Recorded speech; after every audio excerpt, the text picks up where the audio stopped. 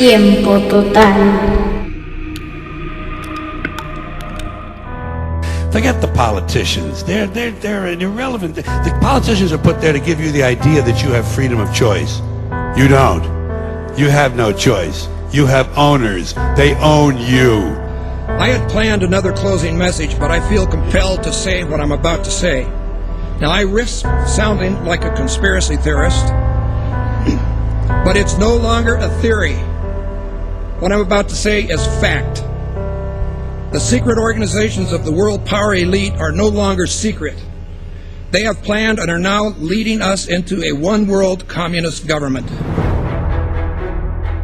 They'll get it all from you sooner or later because they own this fucking place. It's a big club, and you ain't in it. It's not a coincidence that we have the collapse of the financial system happening right around the time we have World War III. That's what they usually do. But I'll tell you what they don't want.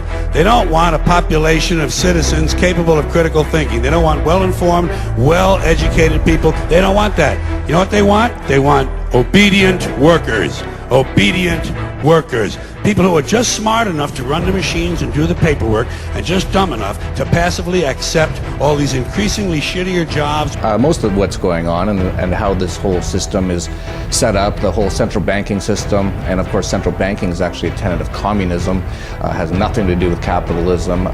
We actually don't have capitalism in any country in the world today. Capitalism doesn't have taxes, doesn't have regulations, it certainly doesn't have central banks and forced fiat currencies. Because the owners of this country know the truth. It's called the American dream because you have to be asleep to believe it. If you look at everything that's going on, that we could see the collapse of all fiat currencies definitely in the next couple of years. And nobody seems to notice, nobody seems to care. That's what the owners count on, the fact that Americans will probably remain willfully ignorant. And then bring in a one world government, one world central bank, one world currency, one world taxation system. And again, most people, if you just talk to your regular average person, have absolutely no idea any of this is going on. That's the amazing part to me about it, is that most people have no clue that any of this is going on. We're on the verge of World War III. Absolutely, this is it's almost being forced. You can just see what's going on.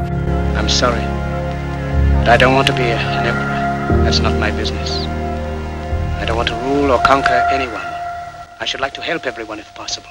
Jew, Gentile, black man, white. We all want to help one another. Human beings are like that. We want to live by each other's happiness, not by each other's misery. We don't want to hate and despise one another. In this world there's room for everyone, and the good earth is rich and can provide for everyone.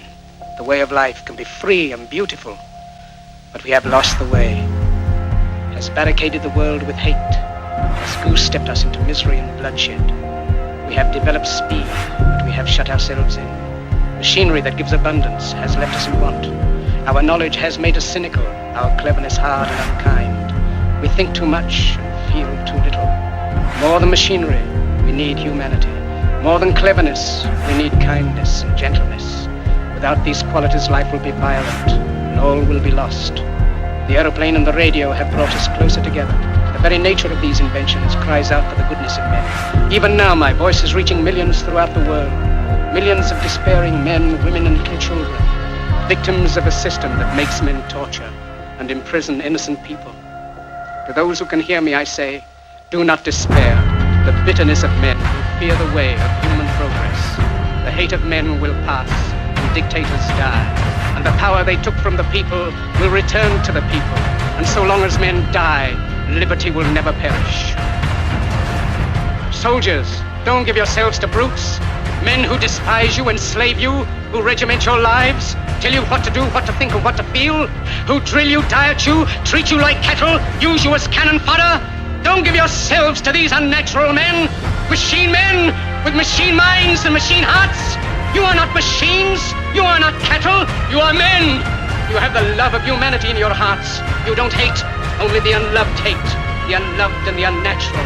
Soldiers, don't fight for slavery, fight for liberty. In the 17th chapter of St. Luke it is written, the kingdom of God is within man, not one man nor a group of men, but in all men, in you.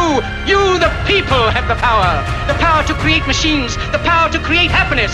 You, the people, have the power to make this life free and beautiful, to make this life a wonderful adventure. Let us fight for a new world, a decent world, that will give men a chance to work, that will give youth a future and old age a security. By the promise of these things, brutes have risen to power, but they lie. They do not fulfill that promise. They never will. Dictators free themselves, but they enslave the people. Now let us fight to free the world, to do away with national barriers. Let us all unite!